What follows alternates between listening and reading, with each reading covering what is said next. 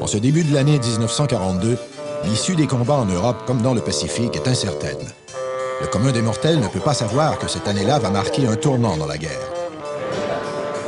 En 1940 et 1941, la Grande-Bretagne de Winston Churchill a dû tenir le coup à peu près seule devant les assauts répétés des hordes nazies.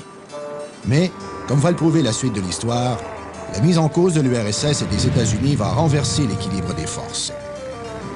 Pour les Canadiens, de Vancouver à Halifax, la grande affaire du moment est celle du référendum. Il ne faut cependant pas être devin pour en deviner le résultat. Pour une première fois au pays, on a sondé les esprits selon les méthodes du docteur George Gallup, qui ont fait leurs preuves en Angleterre et aux États-Unis. Une fois de plus, elles s'avéreront justes. En 1942, c'est surtout toute la guerre qui occupe la place. Depuis 1939, le gouvernement fédéral a pu accroître ses pouvoirs au détriment des provinces. Il gouverne même par décret. Il a créé le ministère des Munitions et de l'Approvisionnement. Il invite les usines à se transformer en usines de guerre. Il invite, faute d'hommes, il invite les femmes à entrer sur le marché du travail. D'ailleurs, c'est le gouvernement fédéral, dès 1942, qui va créer les garderies au Canada. Et tous les produits de consommation courante sont rationnés. Le pain, le lait, l'huile, le beurre, le cuir, la laine, le bois de chauffage. Tout est rationné au moment de la Deuxième Guerre mondiale. Et les Canadiens vont faire un grand effort de guerre à ce moment-là. De 1939 à 1945, ils vont souscrire 12 milliards de dollars pour l'achat de bons de la victoire. C'est la deuxième fois dans ce siècle, qui n'a pas 50 ans, que le monde est à feu et à sang. Le 11 novembre 1918, l'armistice est conclu. En 1919, les adversaires d'hier signent le traité de Versailles qui, entre autres choses, redessine la carte de l'Europe et limite le champ d'action de l'armée allemande. En quelque sorte, le traité de Versailles est considéré en Allemagne comme un diktat, c'est-à-dire une paix imposée par les vainqueurs aux vaincus. Il a été préparé en l'absence des vaincus, l'Allemagne, entre autres, et on a lancé un ultimatum en juin 1919 au gouvernement allemand, selon lequel s'il ne signait pas ce traité, alors les Alliés reprendraient les opérations militaires contre l'Allemagne. Et dès le départ, il y a un profond révisionnisme en Allemagne, c'est-à-dire que dans toutes les couches de la société allemande, on retrouve des gens qui veulent revoir ce traité de Versailles-là. Et non seulement chez les factions politiques extrémistes, la droite conservatrice entre autres, mais également chez les démocrates. Le traité limite les forces allemandes à un maximum de 100 000 hommes et interdit à l'armée la possession de chars d'assaut, d'artillerie lourde et d'avions de combat. Évidemment, les militaires vont chercher un moyen pour pouvoir contourner ces clauses du traité de Versailles. Ils vont conclure un traité avec l'Union soviétique en 1921 par lequel l'Union soviétique va fabriquer des chars d'assaut, des avions de combat pour le compte de l'Allemagne. Et l'Allemagne va envoyer des soldats en Union soviétique pour s'entraîner, manier ces nouveaux armements. Dans le fond, l'armée allemande, dès le début des années 20, prépare déjà la nouvelle guerre, cette guerre de revanche. Les lourdes réparations de guerre imposées à l'Allemagne par le traité de Versailles, de même que la dépression mondiale des années 30, plongent le pays dans un marasme économique sans précédent. Le marque allemand ne vaut plus rien, le chômage est endémique. Ce contexte pénible favorise l'ascension d'Adolf Hitler qui prend le pouvoir le 30 janvier 1933. La haute bourgeoisie allemande, les dirigeants militaires ont souscrit à son accession au pouvoir parce que pour eux, Hitler était l'homme qui pouvait permettre de réaliser leurs objectifs, c'est-à-dire affranchir l'Allemagne des contraintes du traité de Versailles, qui limitaient lourdement la souveraineté de leur pays, mais aussi de pouvoir reconquérir un espace vital en Europe de l'Est, aux dépens de l'Union soviétique, mettre la main sur l'Ukraine, considérée comme le grenier à blé de l'Europe, mettre la main sur la région du Caucase, riche en matières premières, en ressources pétrolières. En mars 1933, le Japon quitte la Société des Nations, l'ancêtre de l'Organisation des Nations Unies, qui l'a blâmé pour son agression de la Mandchourie. Au mois d'octobre suivant, c'est au tour de l'Allemagne hitlérienne de claquer la porte. Le Führer n'est pas content de la tournure qui prennent les discussions sur le désarmement. En 1935, Hitler décrète le retour du service militaire obligatoire en Allemagne, qui constitue une entrave au traité de Versailles. L'année suivante, il remilitarise la région de la Rhénanie, ce qui constitue une autre entrave au traité de Versailles. Mussolini a également pour idée d'agrandir l'Empire italien. Il envahit l'Éthiopie en 1935 et à ce moment-là, la Société des Nations va condamner l'action militaire des Italiens et va imposer un embargo contre l'Italie. Et Hitler va saisir l'occasion, il va venir en aide immédiatement à l'Italie en lui procurant les matières premières qui lui font défaut, ce qui va aider au rapprochement entre Berlin et Rome. Et à partir de ce moment-là, Hitler va débuter son programme d'expansion à l'Est, notamment avec l'annexion de l'Autriche en mars 1938. Et il va se poursuivre ensuite par l'annexion des Sudètes, une région de la Tchécoslovaquie, peuplée essentiellement d'Allemands, majoritairement d'Allemands. Hitler prépare la guerre, mais à Londres, Paris ou Washington, on rêve de paix. En septembre 1938, à Munich, se tient une conférence qui réunit les gouvernants français, anglais, allemands et italiens. Hitler promet d'être sage, les Anglais et les Français rentrent chez eux rassurés. Un mois après les accords de Munich, il va déjà revendiquer la ville de Danzig et le corridor polonais qui avait été octroyé par le traité de Versailles à la Pologne. Et en mars 1939, Hitler poursuit son programme d'annexion en mettant la main au reste de la Tchécoslovaquie qui va tomber sous protectorat de l'Allemagne. Mussolini emboîte le pas aux fureurs. L'Italie met la main sur l'Albanie. Il flotte une très forte odeur de poudre sur toute l'Europe et elle se sent jusqu'ici. L'opinion publique, tant canadienne que québécoise, s'inquiète. Si jamais la Grande-Bretagne entrait en guerre contre l'Allemagne, quelle devrait être la position du Canada? C'est pas la première fois que se pose le problème de la participation du Canada à une guerre étrangère. Dès 1899, par exemple, avec la guerre des Boers, on pose la question. Les Boers habitent le sud de l'Afrique, l'État libre d'Orange et le Transvaal, et c'est un des rares peuples africains à avoir résisté au 19e siècle à l'Angleterre. Voilà qu'arrive 1899, l'Angleterre dépêche sur place 360 000 soldats. Laurier, qui est premier ministre à ce moment-là, a subi de très fortes pressions du Canada anglais, de membres de son cabinet. Mais au Québec, il y a tout un courant dirigé par Henri Bourassa qui dit non, faut pas s'engager, on va créer là un précédent. Mais finalement, Laurier décide que oui, le Canada va prendre fait et cause pour l'Angleterre. Ça va être une participation modeste, 8 millions de dollars, 3300 soldats. Mais il n'empêche qu'il a créé là un précédent. Et le problème va se poser à nouveau en 1917. En mai 1917, précisément, le premier ministre canadien Borden, cette fois-ci, est convoqué à Londres. Il se fait dire à Londres, cher copain, la guerre dure, on manque de soldats. Il va falloir que vous décrétiez chez vous la conscription. Et Borden se laisse convaincre, si bien qu'en juillet 1917, il réussit à faire adopter par le Parlement canadien la loi de la conscription. Il va être élu là-dessus en décembre par 8 des 9 provinces canadiennes qui vont voter en faveur de la conscription, alors que le Québec va rejeter massivement la conscription. Des manifestations sont organisées à travers la province qui vont culminer en émeute pendant le week-end de Pâques 1918. Dans les rues de Québec, 4 citoyens seront tués et plusieurs autres blessés par les balles de la police militaire. De 1914 à 1918, de nombreux Canadiens iront combattre sur les champs de bataille européens. 68 300 d'entre eux y trouveront la mort.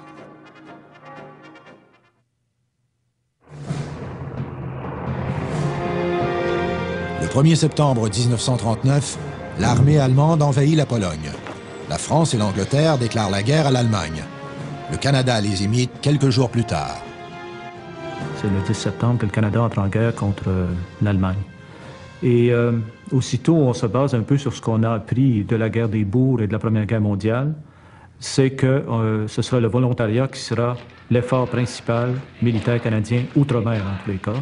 Quand on débute la guerre, on a moins de 7000 hommes et quelques femmes dans la marine, l'armée et l'aviation à la fois. Alors c'est avec ça qu'on s'attaque à Hitler. Vous imaginez qu'Hitler n'est pas trop apeuré dans les premiers jours par le fait que le Canada soit en guerre. La majeure partie des Québécois vont assister au déclenchement des hostilités, convaincus qu'il s'agit encore une fois d'un conflit impérial qui concerne la Grande-Bretagne et l'Allemagne et qui n'a rien à voir avec leur situation en Amérique du Nord. Mais là-dessus, les Canadiens français sont comme les Américains. Il ne faut pas oublier que les Américains, de l'autre côté de la frontière, eux aussi, ne veulent pas du tout entendre parler du conflit. Les Canadiens français sont implantés, se sont inventés un pays depuis plus longtemps que les arrivants canadiens-anglais après. Ils sont plus proches des Américains au niveau de l'isolationnisme que des Canadiens-anglais qui sont encore très proches de la mère patrie britannique. Les Canadiens français vont prendre beaucoup de temps à réaliser l'ampleur du conflit, l'ampleur également du problème. Il y a une méprise fondamentale.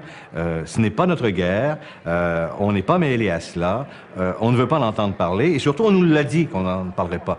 Tandis qu'au Canada anglais, les anglophones sont d'abord très marqués par la mère patrie, le mother country, comme ils disent, et beaucoup d'entre eux sont des immigrants de deuxième génération maximum, et ils se sentent impliqués, et eux, ils vont défendre la Grande-Bretagne.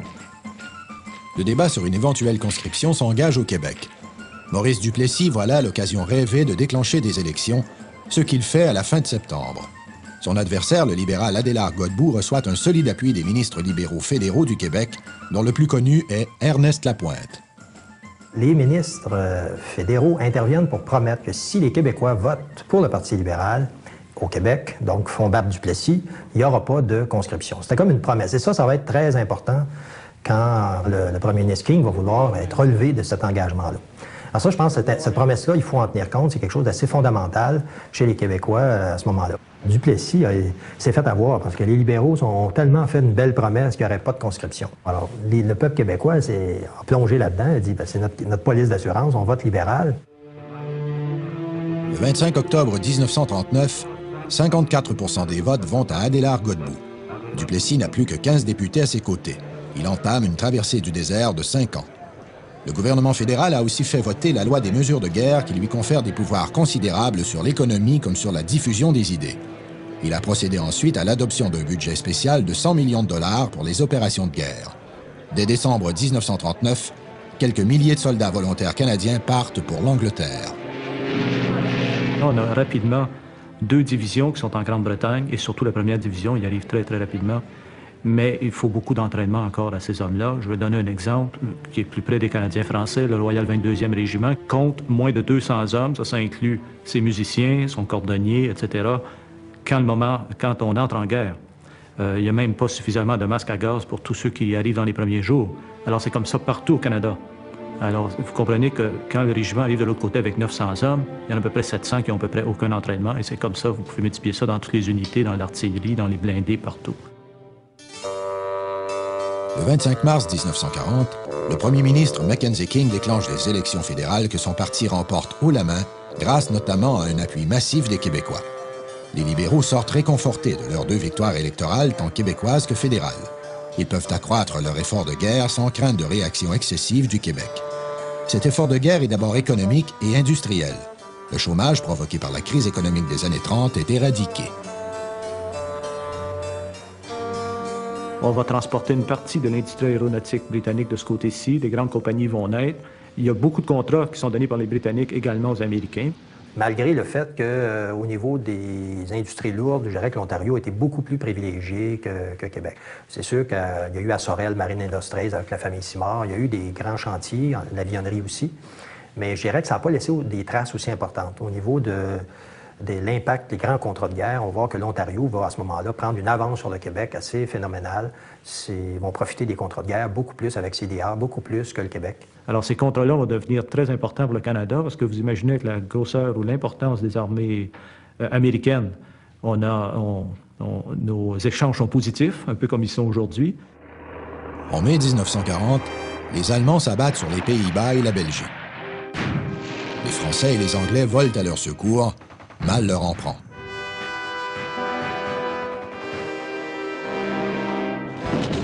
Les chars d'assaut allemands, appuyés par une puissante aviation, se fraient un chemin à travers la Belgique et poursuivent leur course en enfonçant les défenses françaises.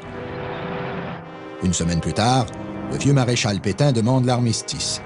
Hitler la lui fait signer dans le même wagon de la Rotonde où, 22 ans plus tôt, les dirigeants allemands avaient paraphé leur reddition.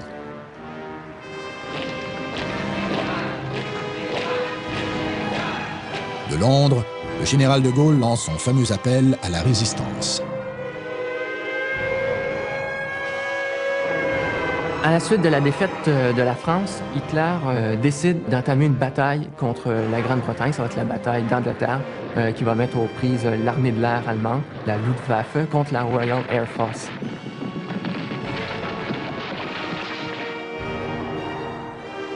Si les forces armées de l'air de l'Allemagne l'emportent contre celles de la Grande-Bretagne, non seulement elle va avoir la maîtrise des airs, mais elle va pouvoir tenter une invasion du territoire britannique. Il ne faut pas oublier qu'à ce moment-là, les États-Unis ne sont pas en guerre. Donc, ce qui reste vraiment de forces combattantes contre Hitler, c'est la Grande-Bretagne et les pays du Commonwealth, dont le Canada, évidemment, qui est le plus important à ce moment-là. Le 19 juin 1940, le ministre de la Justice et ami de Mackenzie King, Ernest Lapointe, présente au Parlement canadien un projet de loi qui permet la mobilisation de toutes les ressources humaines et matérielles pour la défense et la sécurité du Canada. Les hommes mobilisés sont tenus à 30 jours de service militaire. Au début, on va appeler les classes 21 ans jusqu'à un certain âge, célibataires ou veufs sans enfants, etc. Mais au bout d'un moment, on va se rendre compte que ça perturbe trop l'économie du pays. Et donc, on va garder les mêmes hommes qu'on a déjà appelés et qui vont être entraînés. C'est ceux-là qu'on va garder plus ou moins jusqu'à la fin de la guerre, la plupart étant stationnés sur les côtes. En vertu de cette loi, tous les hommes aptes au service militaire seront enregistrés. Le très populaire Camillien Houde, maire de Montréal et député de Sainte-Marie, se déclare aussitôt contre cette conscription déguisée. Il refuse de se faire enregistrer et exhorte les Québécois à en faire autant. Le 5 août, la Gendarmerie royale du Canada l'arrête en vertu de la loi des mesures de guerre et on l'expédie dans un camp de concentration à Petawawa. Et quand il va sortir, on va le recevoir comme un grand héros. Il y a eu effectivement des gens qui ont été arrêtés parce qu'ils s'étaient carrément opposés à la conscription et à l'enregistrement obligatoire au début, qui était considéré comme la première étape en vue de la conscription. Les Québécois ne se plient pas tous aux mesures fédérales. On manifeste bruyamment ou on prend la clé des champs ou encore on se réfugie dans un village perdu sous une fausse identité. Les journaux anglophones étaient assez méprisants à l'endroit du Québec. Et ça a contribué à envenimer un peu les relations entre francophones et anglophones pendant la guerre parce qu'on présentait les Canadiens français comme des peureux qui refusaient d'aller se battre et tout ça. Il ne faut pas oublier qu'au Québec, quand on regarde l'ensemble de la période, il y a eu quand même 19% des effectifs qui ont participé à la guerre qui venaient des Canadiens français, du Québec et de l'extérieur. Donc, il y a eu une forte participation de volontaires dans les premières années. Actuellement, on évalue à peu près à 90 000 le nombre de Canadiens français du Québec qui seraient partis comme volontaires dans cette guerre. 90 000, c'est quand même un nombre assez impressionnant. Ça marque en tout cas au moins une famille. Chaque famille au Québec doit avoir au moins quelqu'un qui s'est engagé comme volontaire. Les gens ont toujours dit que c'était des gens qui étaient sans emploi, qui s'étaient enrôlés. Eh bien non, la plupart, la très grande majorité avaient un emploi ou en déclaraient un en tous les cas. Les motivations, celle qui ressort le plus, c'est le goût de l'aventure, le goût de changer, disons, en nos mots, changer la routine de ce qu'on vivait tous les jours. Quand on sait ce que c'est que la vie d'un fantassin dans une tranchée, 1,50 $ par jour, ça en met beaucoup sur le goût de l'aventure. Si le jeune qui allait poser sa candidature, ce sont toujours ou presque exclusivement des jeunes qui font ça, évidemment, si on lui avait raconté tout de suite ce qui allait probablement se passer, peut-être qu'il y en a plusieurs qui auraient fait demi-tour.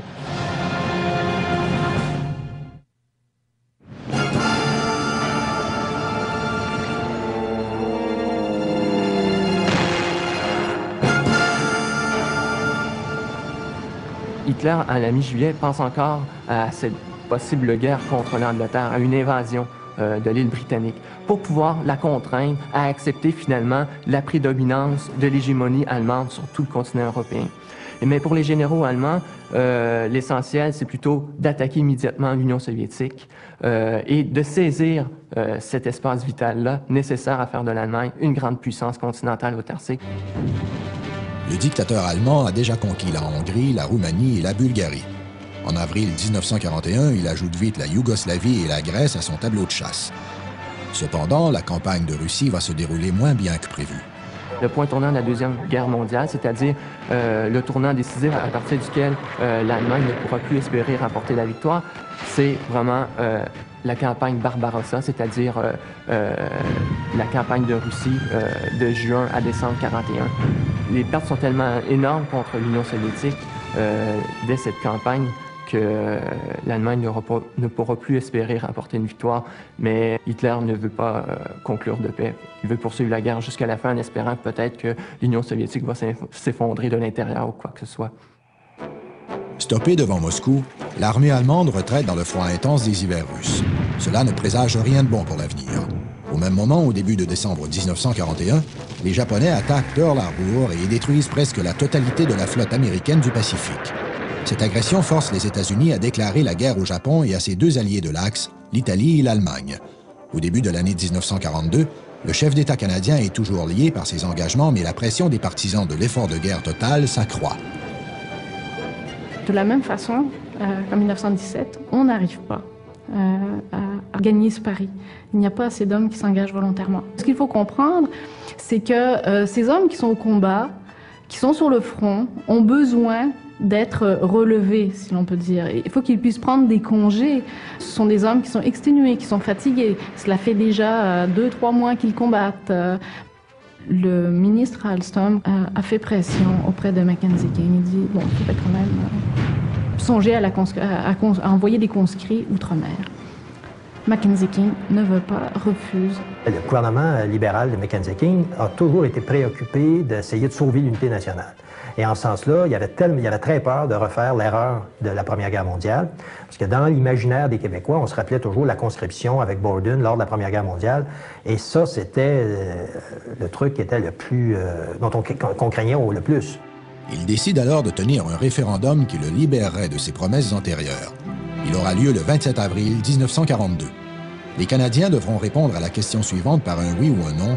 Consentez-vous à libérer le gouvernement de toute obligation résultant d'engagements antérieurs restreignant les méthodes de mobilisation pour le service militaire? Dès l'annonce de la tenue d'un tel référendum, Maxime Raymond, député de Beauharnois, Georges Pelletier, directeur du Devoir, André Laurendeau, Gérard Félion et Jean Drapeau fondent la Ligue pour la défense du Canada.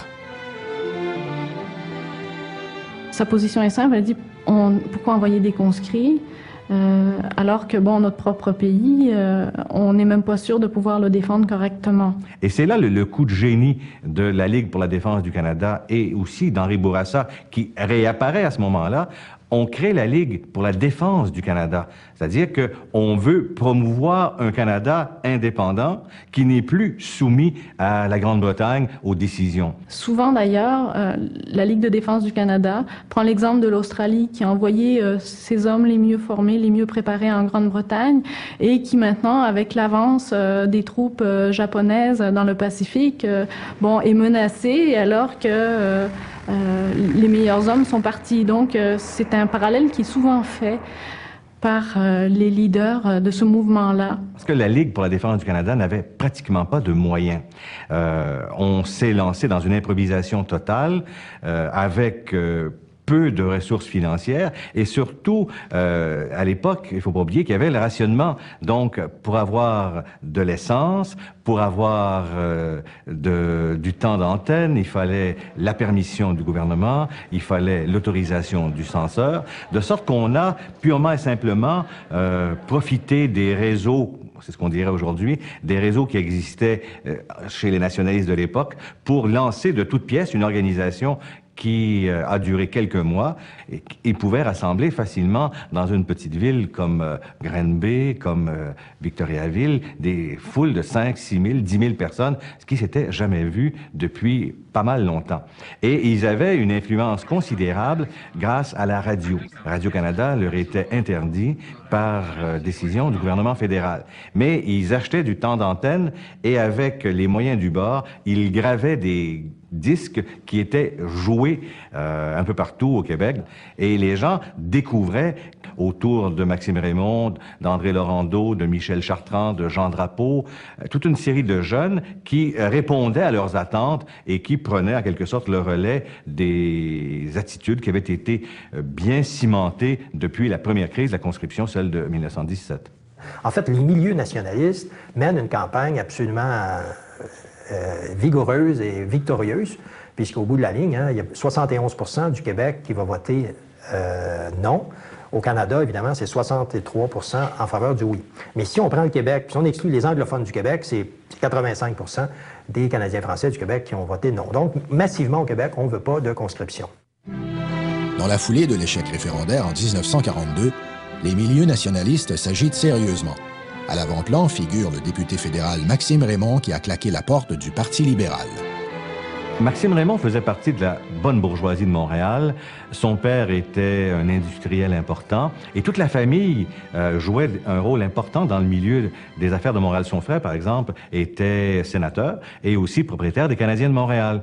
C'est un milieu important qui, par exemple, a sa table à l'hôtel Windsor, où on retrouve les gens des affaires à Montréal, les francophones notamment, mais aussi les anglophones. Et Maxime Raymond est une figure importante du Parti libéral fédéral. Il est depuis longtemps député de Beauharnois et il faudra de sa part beaucoup de courage pour rompre avec tous ces liens et se mettre à l'extérieur, en quelque sorte, de ce qui était son milieu naturel.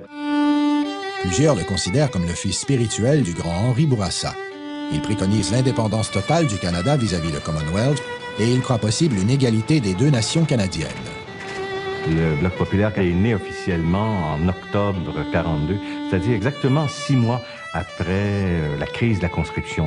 En fait, Maxime Raymond et toute une équipe autour de lui, animée en arrière-plan par le chanoine Groulx, il ne faut pas l'oublier, annonce la création d'un nouveau parti qui irait à la fois sur la scène fédérale et sur la scène québécoise, le Bloc populaire canadien.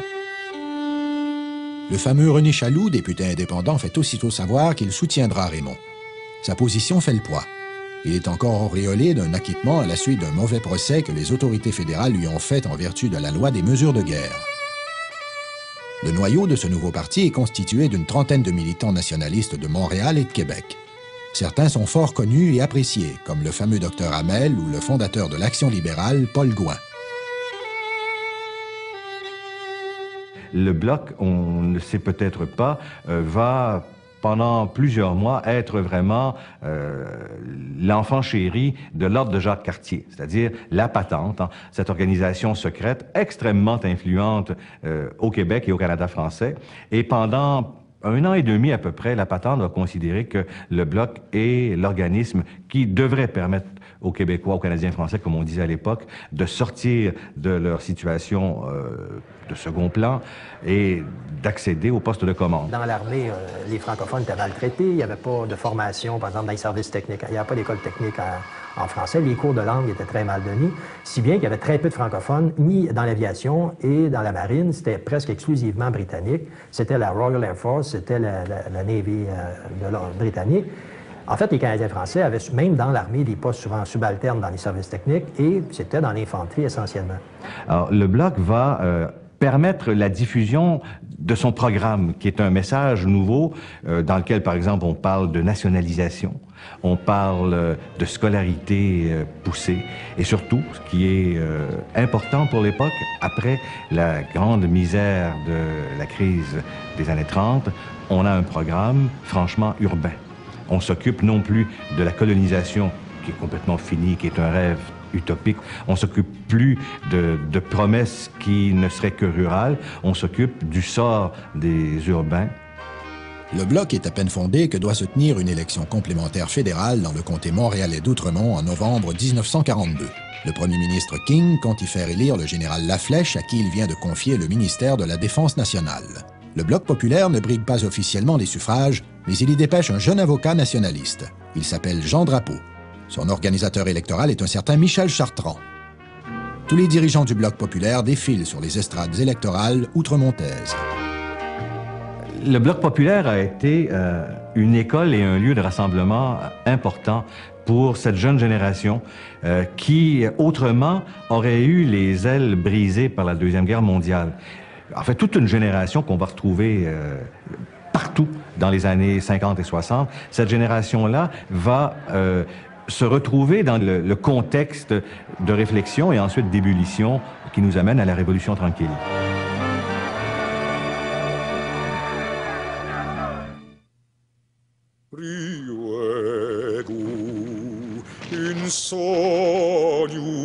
Il va avoir le débarquement de Dieppe en août 1942 qui va se révéler un véritable fiasco, en partie à cause d'un manque de préparation, mais aussi parce que les troupes allemandes sont encore très fortes sur le front de l'Ouest. C'est en 1942 que le vent commence à tourner en faveur des Alliés. Début juin, dans le Pacifique, les Américains gagnent la bataille de Midway. À la fin de l'année, les Russes contiennent les Allemands devant Stalingrad, puis passent à la contre-attaque.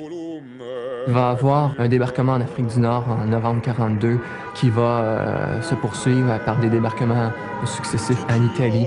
L'idée alors des Alliés occidentaux, notamment de Churchill, est d'attaquer l'Allemagne par son point faible. Et son point faible, c'est son allié, l'Italie. Et c'est d'attaquer donc l'Allemagne par la Méditerranée.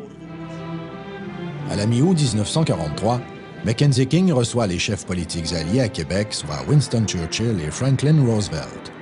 C'est là que sont esquissés les plans du débarquement de Normandie qui aura lieu le 6 juin 1944. À ce moment-là, le rapport de force en Europe est de 5 pour 1 pour les Alliés. Alors, les chances de succès des Alliés est énorme et ce débarquement-là va être un franc succès. 130 000 hommes vont débarquer sur les plages le premier jour. Seulement 10 000 pertes du côté des Alliés. Il y a environ 10 000 avions de combat du côté des Alliés qui survolent au-dessus des plages normandes dans les jours suivant le débarquement. Et il y a à peine 300 avions allemands pour leur faire face. Après le débarquement, les troupes n'ont pas avancé aussi vite que prévu. Donc on a eu des pertes jusqu'au mois d'août 1944, jusqu'à la bataille de Falaise. La progression des troupes canadiennes a été très difficile. Pour montrer jusqu'à quel point c'est vraiment l'Union soviétique qui est important pour les Allemands, lors du débarquement de Normandie, les Allemands n'ont mobilisé environ qu'une cinquantaine de divisions en France pour faire face aux Alliés. Alors qu'il y en a 185 sur le front de l'Est contre l'Union soviétique et une cinquantaine en Italie. Ça montre à quel point, quel est le véritable enjeu de la Deuxième Guerre mondiale. C'est vraiment une guerre idéologique contre l'Union soviétique. Évidemment, après que la bataille de Normandie est terminée, on roule et dans quelques jours, on est rendu en Belgique. Un des grands moments canadiens, mais encore c'est souvent effacé, c'est sans doute la bataille de l'Escaut à l'automne 1944, où il faut libérer l'estuaire de l'Escaut pour permettre aux navires d'aller jusqu'à la ville d'Anvers, qui avait été libérée, mais les Allemands détenaient encore l'estuaire. Il y a des hommes qui sont là-bas, qui sont des volontaires, qui sont tous partis comme volontaires, parce qu'on n'a envoyé aucun conscrit encore outre-mer. Des hommes qui se battent, qui souffrent et qui n'arrivent pas, et qu'on ne peut pas remplacer. Bon, il y en a qui sont blessés, il y en a qui sont fatigués, il y en a qui sont épuisés. Le 22 novembre 1944, Mackenzie King convoque une session spéciale de la Chambre des communes. Le lendemain, il y fait approuver un décret autorisant que 16 000 soldats ne soient pas des volontaires, mais qu'ils soient tirés directement du contingent de recrues. La guerre est à peu près finie. Il faut dire aussi que, bon, ces conscrits, on les a ramassés un peu partout au Canada, on les a promenés pas mal avant de les envoyer. Parce qu'encore une fois, c'était une autre façon de retarder l'échéance. Lors de l'élection provinciale d'août 1944, l'aile québécoise du Bloc populaire récolte 180 000 voix et fait élire 4 députés, dont le jeune André Laurendeau dans Montréal-Laurier. L'Union nationale de Maurice Duplessis reprend le pouvoir à Québec. Celui-ci demande en vain le rappel de la mesure décrétée par le gouvernement de Mackenzie King. Le 8 février 1945, les troupes alliées qui ont passé l'hiver sur les rives du Bas-Rhin donnent l'assaut final sur toute l'étendue du front et refoulent les Allemands profondément dans leur territoire. La campagne en Hollande, évidemment, ce sont des grands moments pour les Canadiens et pour les Alliés en général, mais pour les Canadiens, plus peut-être par le fait qu'ils ont réussi à stabiliser le front et à s'entendre avec les Allemands pour que la population hollandaise soit ravitaillée, parce que à ce moment-là de la guerre, les Hollandais souffraient en fait presque de famine, et on a pu réussir à arrêter les combats, ce qui est quand même quelque chose d'assez important, et très important même pour les Hollandais qui s'en souviennent encore aujourd'hui. À l'Est, les Soviétiques mettent les bouchées doubles et finissent par opérer leur jonction avec les Américains. Les carottes des nazis sont cuites. Ils capitulent le 7 mai 1945. La Deuxième Guerre mondiale va finir avant que le Canada doive envoyer d'autres conscrits au combat.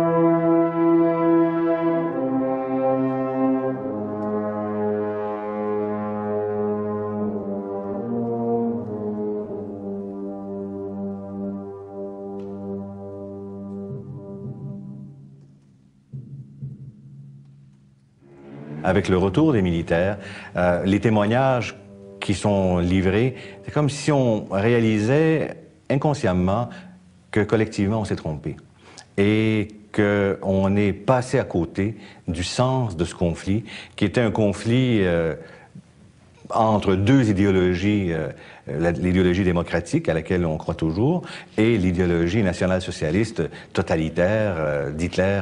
Et on a l'impression de vouloir oublier cela parce qu'on réalise inconsciemment qu'on s'est trompé. L'objet de ma thèse de doctorat, c'était la mémoire de la Deuxième Guerre mondiale dans la société canadienne, française, québécoise, à travers trois médiums particuliers, les journaux, les romans et les manuels scolaires. Si je prends par exemple les manuels scolaires, dans les années 50, essentiellement, on parle des événements militaires. C'est une succession de dates, de batailles, de campagnes. Dans les années 60, c'est la montée du mouvement indépendantiste. Aussi, il y a l'influence de toute la pensée de la décolonisation. Les Québécois commencent à se considérer d'abord comme Québécois. Ils commencent à regarder la guerre avec ces yeux-là.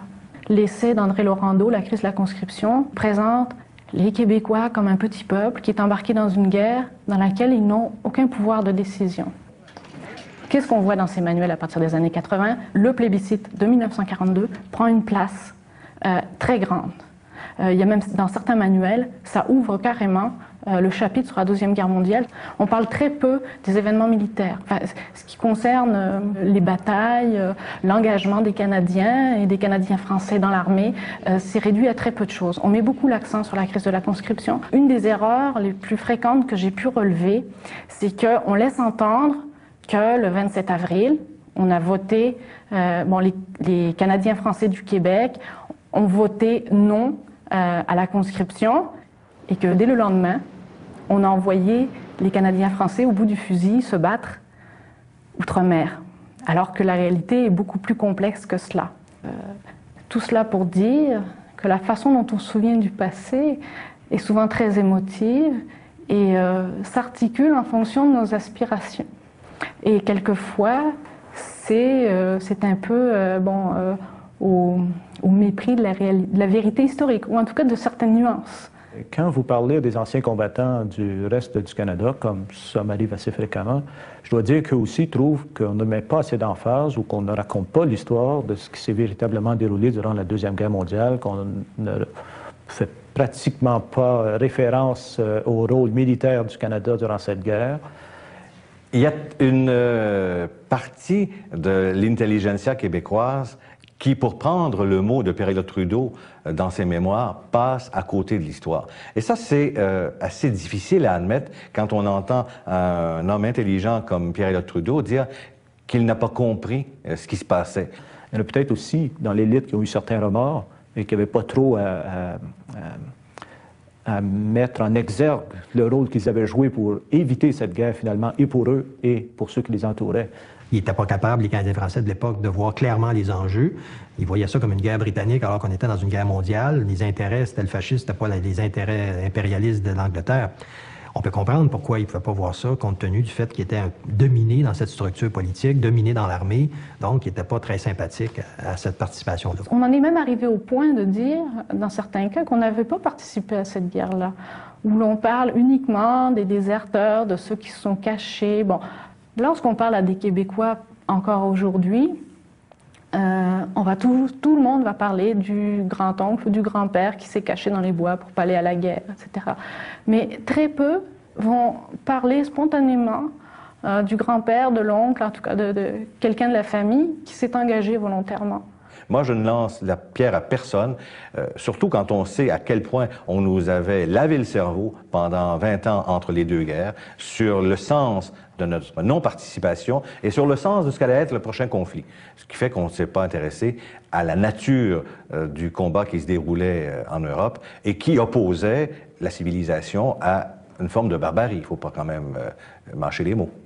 C'est pas normal pour un peuple de ne pas se préoccuper davantage des questions internationales. Si on était un peuple normal, ouvert sur le monde, on s'intéresserait à notre armée, on s'intéresserait à ce qui se passe dans le monde.